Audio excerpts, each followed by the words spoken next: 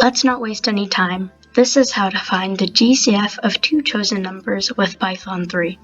So let's use this forever loop, or while 0 is equal to 0. Then we prompt the user to enter two different numbers as integers. So we surround it with int, or wrap if you may.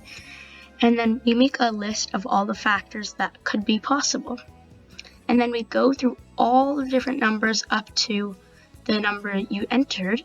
And then if there's no remainder after dividing the number you entered with that number that it is in the for loop, and the same thing for the second number, then it's a common factor.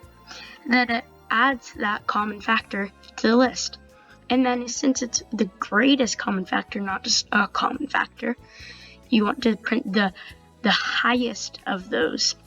So you can use the max function and wrap that around something to print the greatest of them.